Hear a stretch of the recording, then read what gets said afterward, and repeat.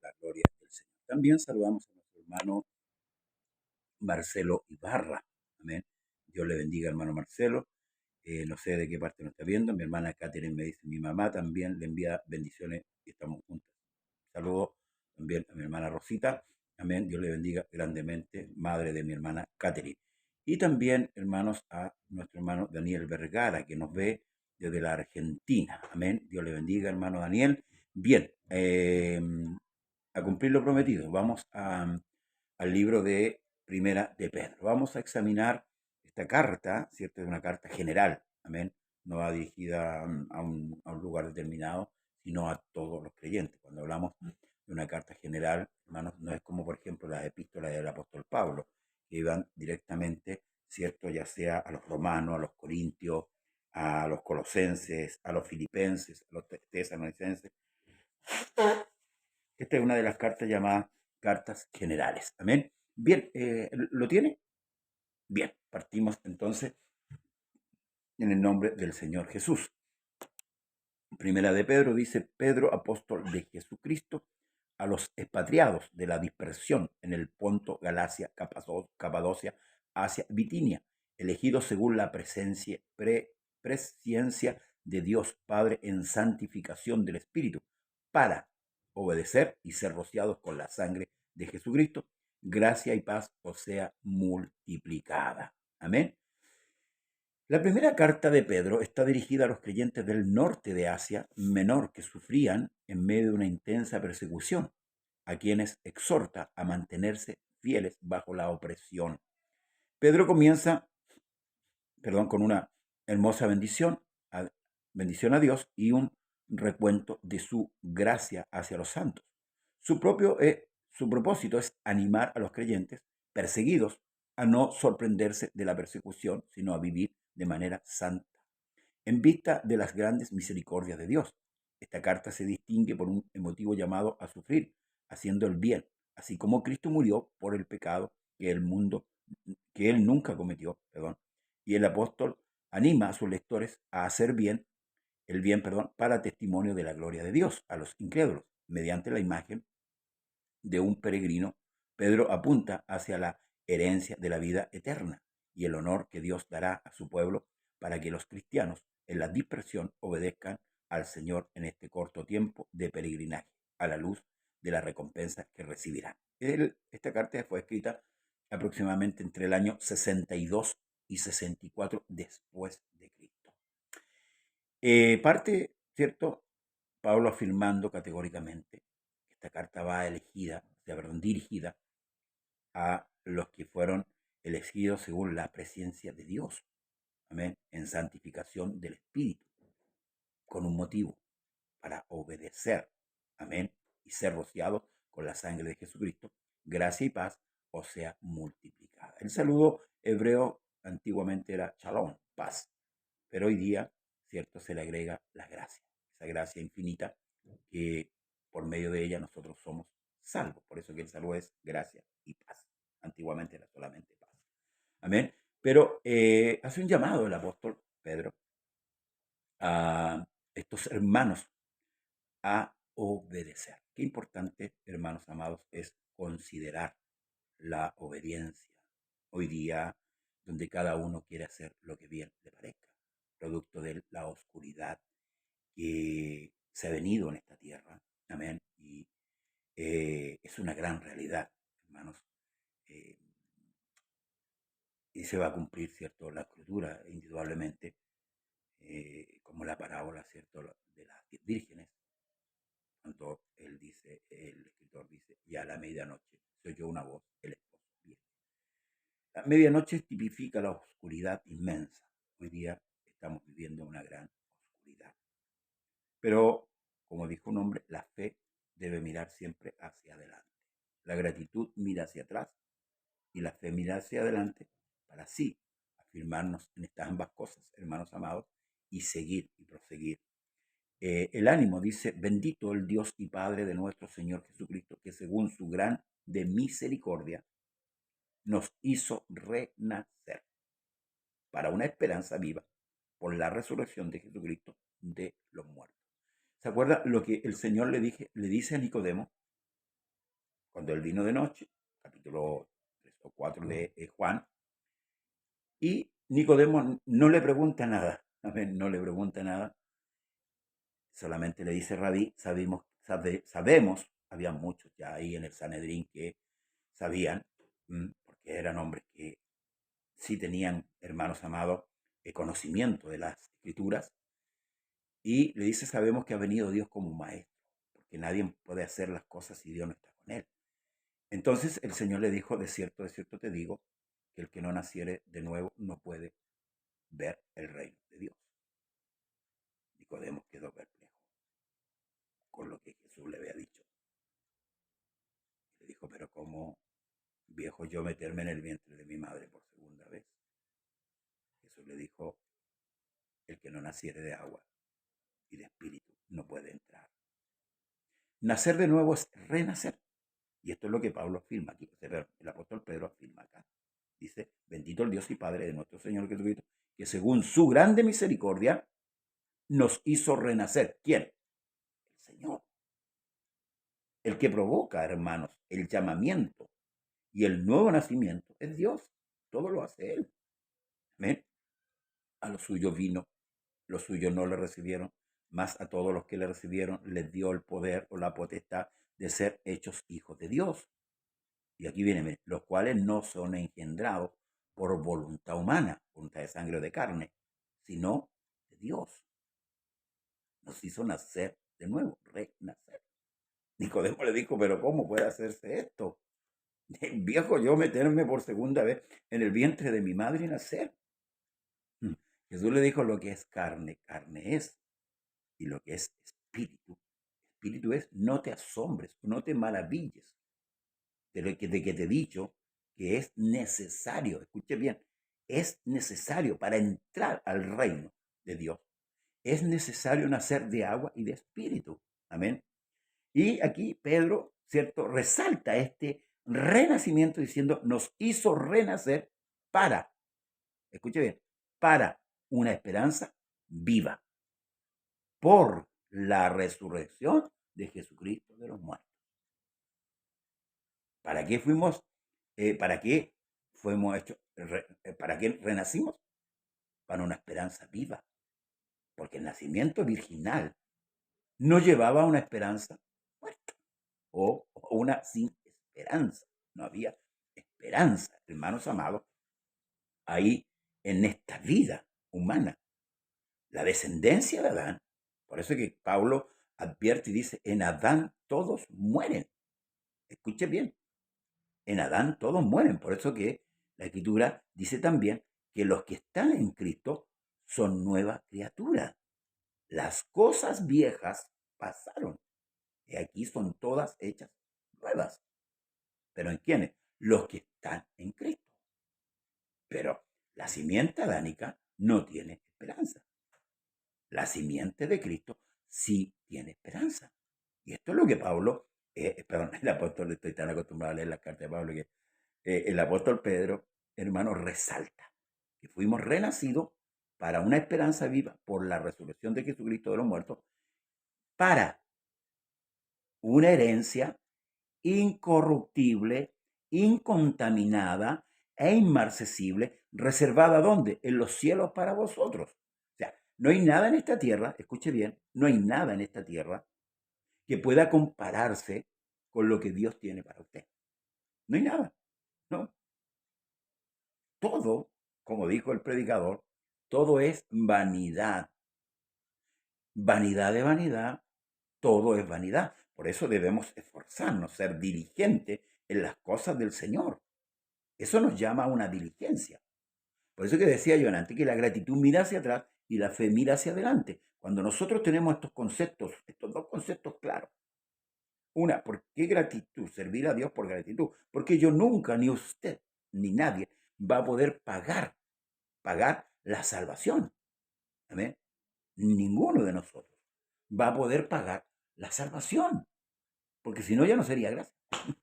Si usted y yo pudiéramos pagar con todo lo que hacemos, la salvación no sería gracia. Por eso es que servimos a Dios, no para recompensarle lo que Él hizo con nosotros, sino que lo servimos por gratitud. Ciertamente, como dice mi hermano, en Cristo somos todos vivificados, pero hay que estar en Cristo para ser vivificado. Porque si usted no está en Cristo, está en Adán. ¿Ah? Por eso que Jesús dijo, el que no es conmigo, contra mí es, el que conmigo no recoge, desparrama. Entonces, si usted no está en Cristo, está en Adán. Y en Adán todos mueren. Dios bendiga a nuestro pastor Arnaldo Cáceres Muñoz, de la séptima región. En Adán todos mueren. Entonces, Pablo, mire lo que está diciendo, perdón, el apóstol Pedro nuevamente, para una herencia incorruptible, incontaminada, inmarcesible, reservada para vosotros los cielos. Y esto coincide con lo que Jesús dijo, que debíamos hacernos tesoros, ¿dónde? ¿En la tierra? No, en el cielo, donde el orín y el ladrón no minan, ni el orín corrompe. Aquí en la tierra usted tiene un tesoro, vienen los delincuentes, lo asaltan su casa, y como está de moda, le hacen un portonazo y se lleva todo. ¿Ves? Porque todo lo terrenal es pasajero. Y esto es lo que debemos, hermanos, atesorar. Entonces, cuando tenemos claro, hermano, este concepto que la Escritura nos, por misericordia, nos hace entender, aleluya, qué maravilloso es poder tener claro esto. Entonces, no hay obstáculos. Si bien es cierto, estos hermanos estaban siendo perseguidos, Dios bendiga a José Retamal, Dios le bendiga, hermano José. Estaban siendo perseguidos, pero a ellos no había problema, porque la visión que ellos tenían, el concepto de la salvación, era mucho más que una persecución. Y aún más, era mucho más que aún que pudieran morirse. Porque ellos ya habían sido renacidos. Su simiente, su pensamiento, su idea no era ya terrenal. Jesús lo dijo y se lo dijo a Pilato, y esto que asombró a Pilato, porque, bueno, los hombres que son naturales no entienden las cosas del Espíritu. Jesús dijo, mi reino no es de este mundo. Si mi reino fuera de este mundo, mis seguidores hubieran peleado por mí. Entonces, hermano, nuestro reino no es de acá. Nuestro reino es celestial. Nuestra herencia está guardada en los cielos. Nosotros somos, hermanos amados, aleluya, descendientes de Abraham, porque hemos creído, porque hay fe, ¿verdad?, en nuestra vida. Dice luego que sois guardados. Y esto es lo maravilloso, y agradecemos a Dios, damos a la adoración, que sois guardados por el poder de Dios, ¿mediante qué cosa? La fe. Importante, para alcanzar la salvación que está preparada para ser manifestada en el tiempo postrero. ¿Amén? En el tiempo postrero, en el último tiempo, ¿verdad? Dios bendiga a mi hermana Rosita Armeño, Dios le bendiga a mi hermana Rosita, esposa de mi pastor José Muñoz. En el tiempo postrero se va a manifestar. ¿Qué cosa? La salvación. Juan dice de esta manera, ahora somos hijos de Dios. Y aún no se ha manifestado lo que hemos de ser. Pero cuando Él venga, escuche bien, cuando Él venga seremos tal como es porque le veremos. Ahí viene la transformación final. Amén. Hoy día estamos en el proceso. Hay un proceso, un peregrinaje en este mundo que nada tiene que ver con nosotros. Nada tiene que ver. Lo dijo el mismo Señor. Y vuelvo a repetir, mi reino no es de este mundo. Él dijo, yo he venido a dar testimonio de la verdad. Pilato le preguntó, ¿qué es la verdad? Y se fue. No permitió que Jesús le respondiera. Entonces, hermanos amados, la salvación se va a manifestar. Hoy día nosotros somos salvos por la sangre de Cristo y eso es por fe. Amén. Pero aquel día vamos a ser transformados. Ahora, esto coincide, porque por eso me gusta la escritura, porque, hermanos amados, la narrativa va de un eslabón a otro. Esto coincide la noche que Jesús fue entregado. ¿Se acuerda que se sentó con los apóstoles? Comió la Pascua, el Pesach, llaman los judíos, ¿verdad? Pero luego él dice, toma el pan, ¿verdad? Lo parte y dice, este es mi cuerpo que vosotros molido, y toma la copa, el vino, y dice, este es mi sangre que por vosotros va a ser derramada. Entonces, esa misma noche, Jesús le revela a sus discípulos, le dice, en la casa de mi padre, escuche bien, muchas moradas hay. Voy pues a preparar lugar para vosotros, para que donde yo esté, vosotros también estéis. Ahora, cuando habla de morada, como dijo el Pablo, si esta morada terrestre se deshiciera, tenemos de Dios un edificio. Está hablando de una nueva casa, de una nueva habitación, porque esta es de barro, como lo dice Job. Este es un vaso de barro, que tarde o temprano un día se va a desintegrar. Y con este vaso, con este cuerpo no podemos entrar. Por eso es que tenemos que ser transformados. Y esto es lo que Pablo le anima a estos hermanos que estaban siendo o que estaban bajo una persecución severa a seguir adelante, a no desmayar. Hoy día, por misericordia, hoy día no somos perseguidos. Amén. Pero tenemos también pruebas y tenemos lucha. Luchamos contra esta carne, ¿verdad? Muchas veces que se pone perezosa, negligente. Amén. Y a veces se inclina al pecado. Hermanos amados, por lo tanto debemos considerar. Mi hermano escribe ahí, Pilato, como todo político y hombre natural, no conocía la verdad. Exactamente. Mientras Dios no revele, porque Dios es el que tiene que revelar.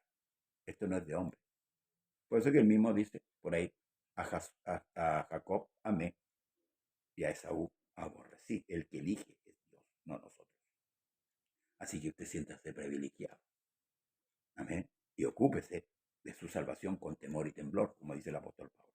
Entonces, en la cual dice, vosotros alegráis, aunque ahora por un poco de tiempo, si es necesario, tengáis que ser afligidos en diversas pruebas. La prueba, ¿cierto? Provoca la paciencia, provoca el carácter probado. La prueba es importante y es necesaria para todo creyente, para todo, para usted y para mí. ¿Por qué?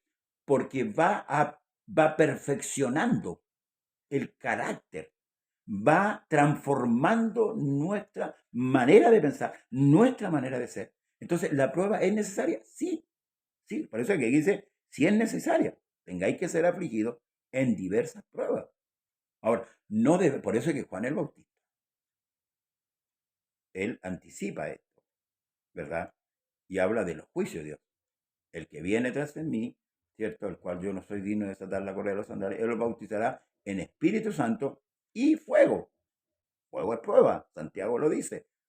Amén. Fuego es prueba.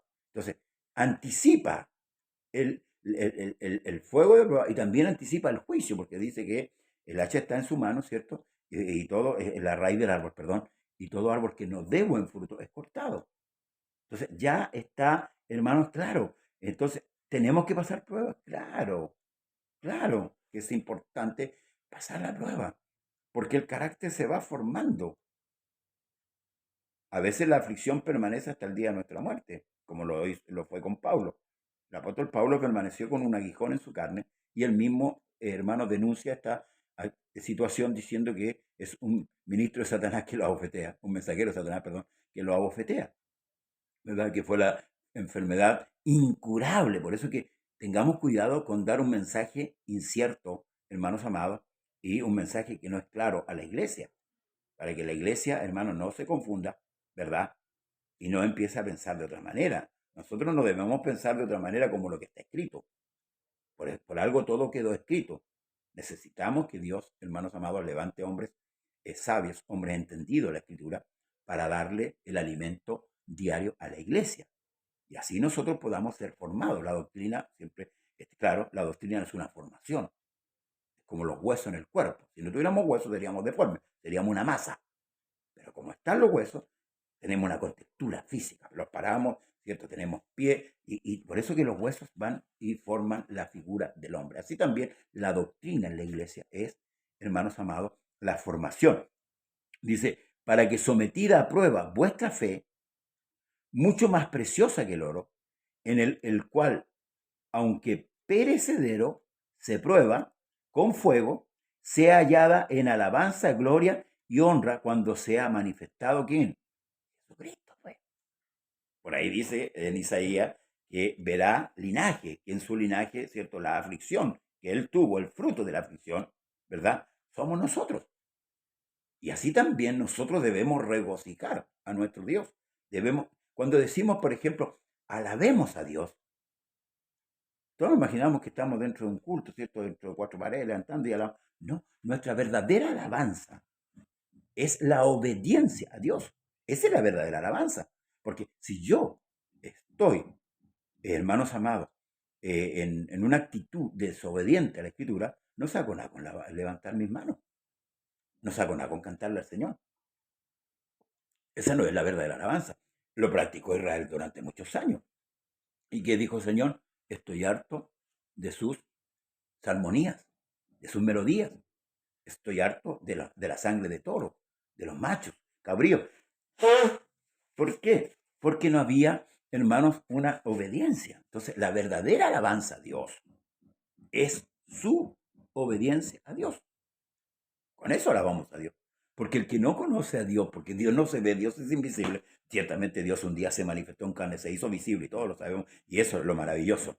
Es que es un misterio, ¿cierto? El grande es el misterio de la vida. Dios fue manifestado en carne por amor a nosotros.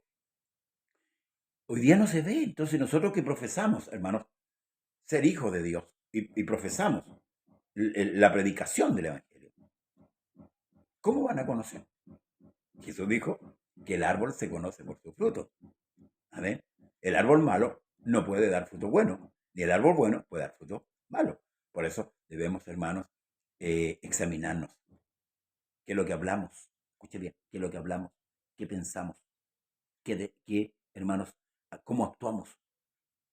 ¿Cómo actúo yo con mi hermano? Como la enseñanza de la mañana. Amén.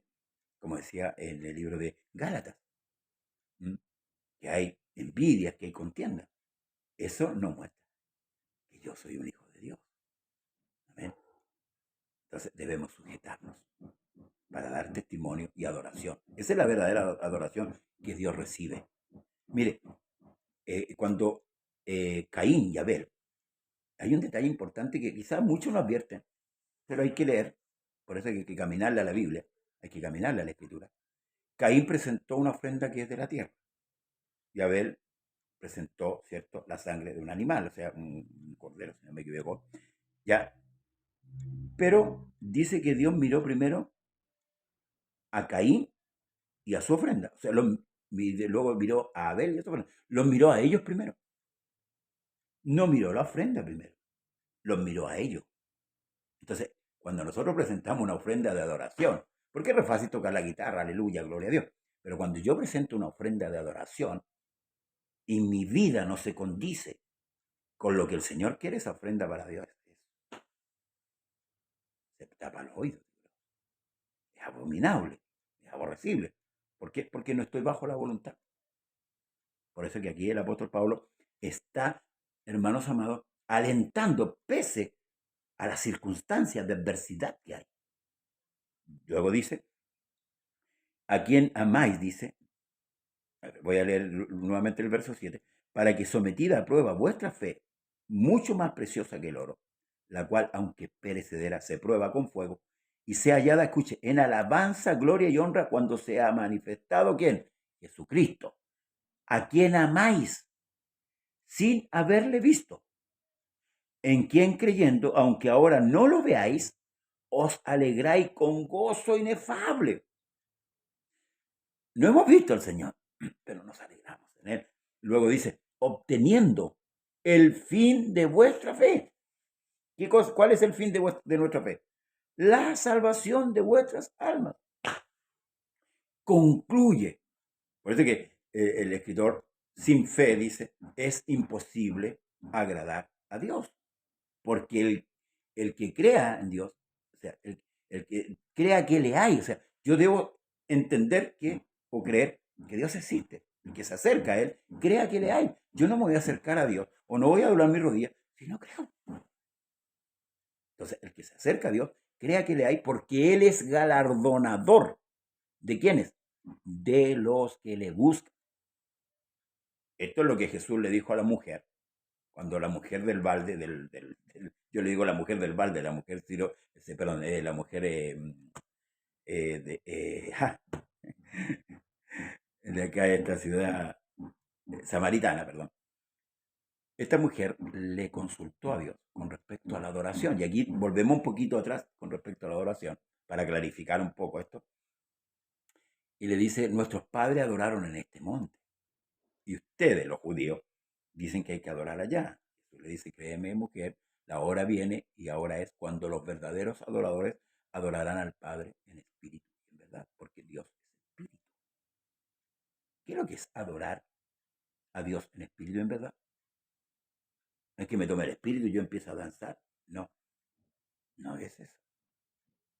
La suma de tu palabra es verdad. No todo el que me dice Señor, Señor entrará al reino de los cielos, sino el que hace la voluntad de mi Padre que está en los cielos. Entonces, ¿en qué se agrada el Señor? En que hagamos la voluntad de Dios. Ahora, la fe viene por el oír y el oír de la palabra de Dios. ¿Ve que todo está atado? Todo está, hermanos, al unísono.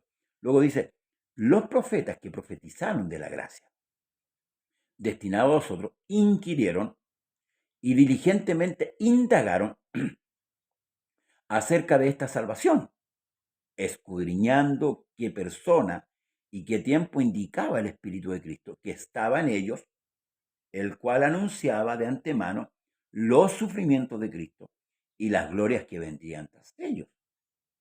A esto se les reveló que no para sí mismo, sino para nosotros, administraban las cosas que ahora os son anunciadas, por lo que os han predicado el Evangelio por el Espíritu Santo enviado del cielo, cosa en las cuales anhelan mirar los ángeles. Los profetas, si estudiamos el Antiguo Testamento, el profeta Isaías, Jeremías, el profeta David, que también fue profeta, ¿verdad?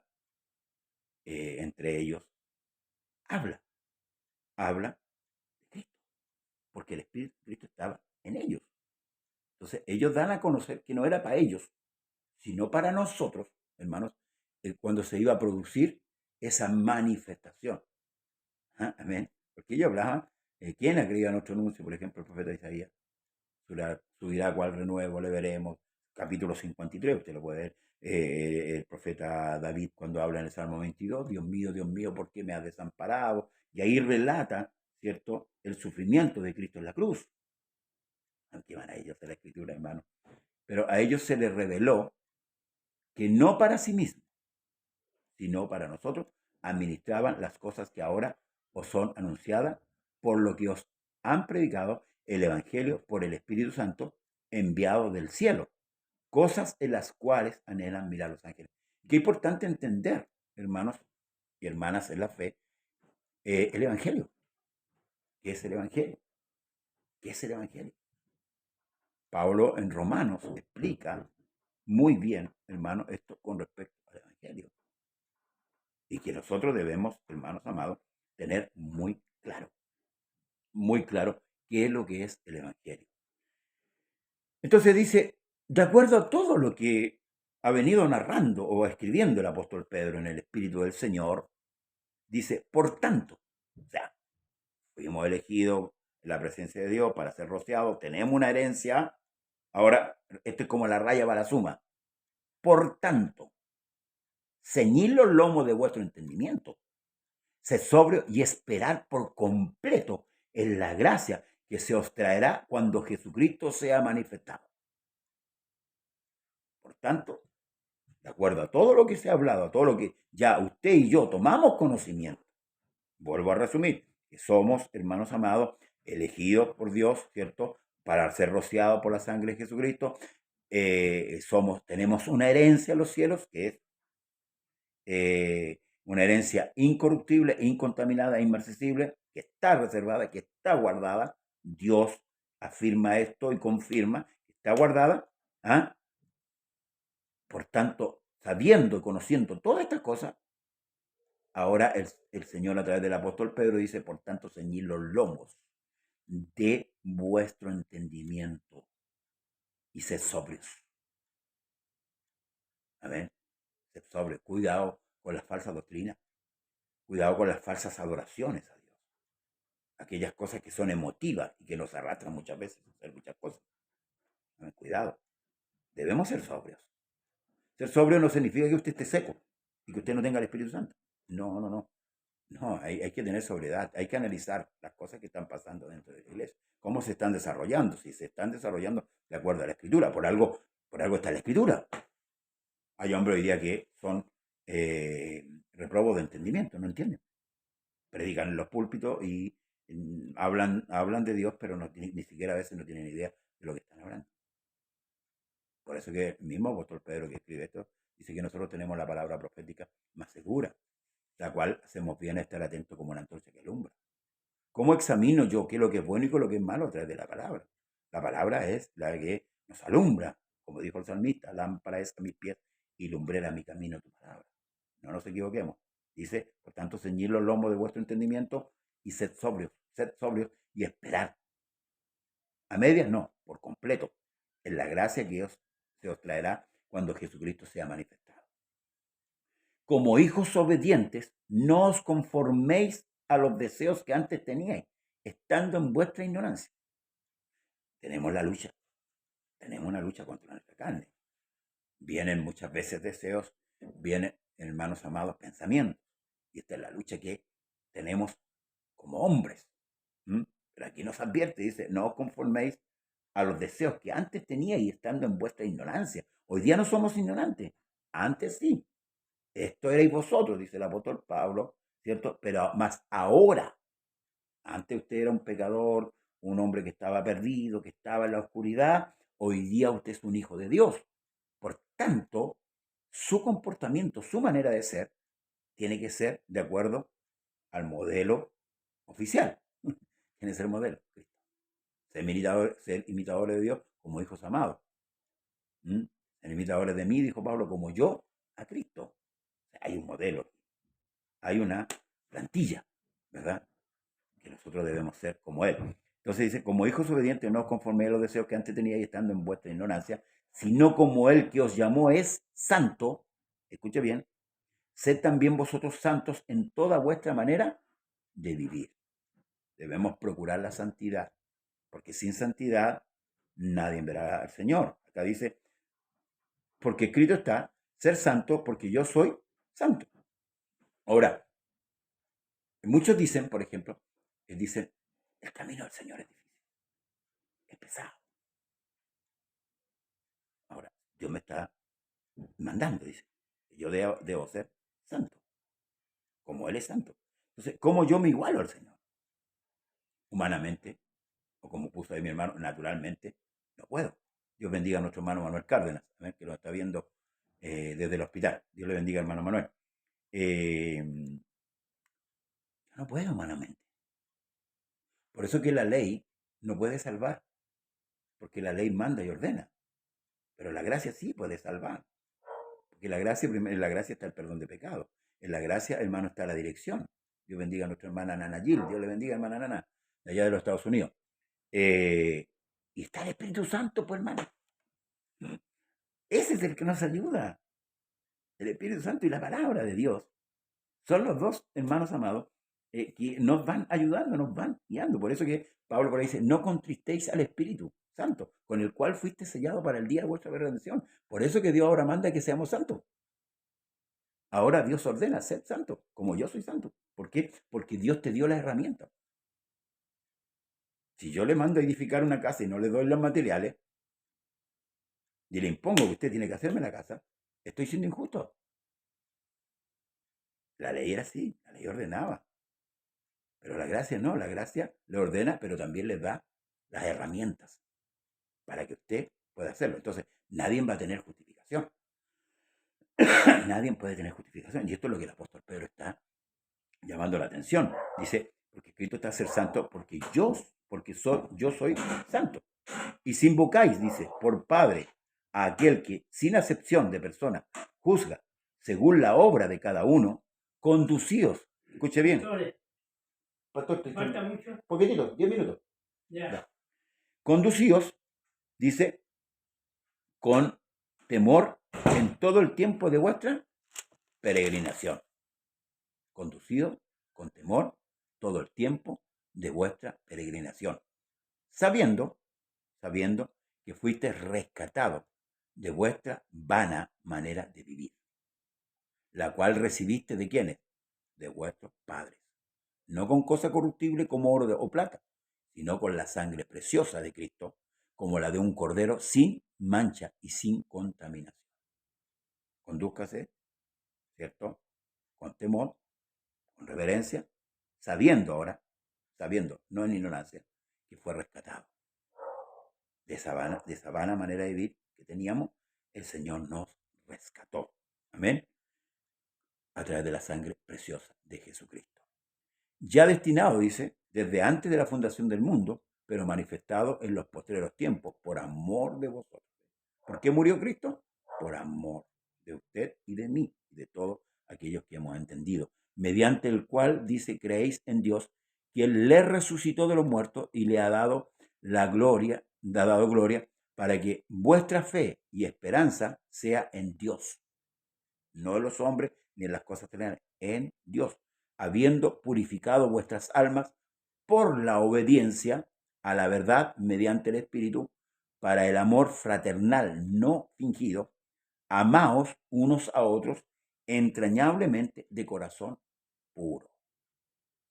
Usted dirá, pero no puedo. Si vamos a Gálatas, el fruto del Espíritu Santo es amor. Uno de ellos, son 9: gozo, paz, benignidad, mansedumbre, etc. Pero ahí está el amor. Está como la base. Dios es amor. Y si Dios está en usted, si Dios habita en mí, yo debo saber amar. Antes no sabíamos, antes amaba por conveniencia. Si este me daba, yo lo amaba. Si no me daba, no lo amaba. Lo aborrecía. Hoy no debe ser así el comportamiento. Por eso que cuando habla de hacer acepción de personas dentro de las congregaciones, estamos pecando. Estamos pecando porque no nos amamos unos a otros. Luego dice,